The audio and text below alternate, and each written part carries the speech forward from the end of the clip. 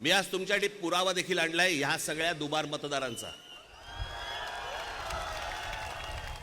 काढते कापड. हे मी तुम्हाला आता जेवढे फक्त मतदारसंघ सांगितले तेवढ्यातले फक्त दुबार मतदार आहेत. Mumbai south central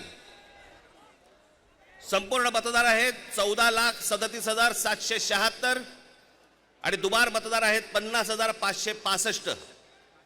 Mumbai south मतदार आहेत, हे आत्ताची यादी सांगतोय तुम्हाला, जुलै पर्यंतची, 1 जुलै पर्यंतची 15,15,15,993 आणि दुबार मतदार आहेत 55,205. नाशिक लोकसभा मतदार आहेत 19,34,349 आणि दुबार मतदार आहेत 99,673. मावळ लोकसभा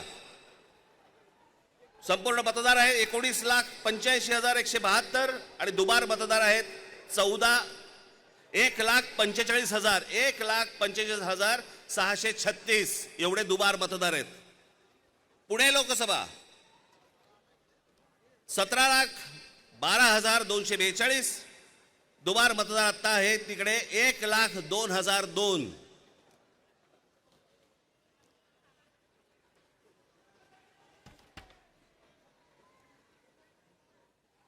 हे ठाणे लोकसभा इथे दुबार मतदार आहेत 2,09,981.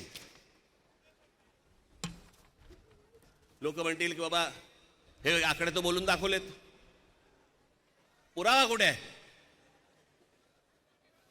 मी आज तुमच्यासाठी पुरावा देखील आणलाय ह्या सगळ्या दुबार मतदारांचा. काढते कापड. हे सगळे दुबार मतदार आहेत. हे एवढे सगळे दुबार मतदार आहेत. हे मी तुम्हाला आता जेवढे फक्त मतदारसंघ सांगितले तेवढ्यातले फक्त दुबार मतदार आहेत. म्हणजे तुम्हाला कल्पना येईल महाराष्ट्रामध्ये काय प्रकारचा गोंधळ येतो.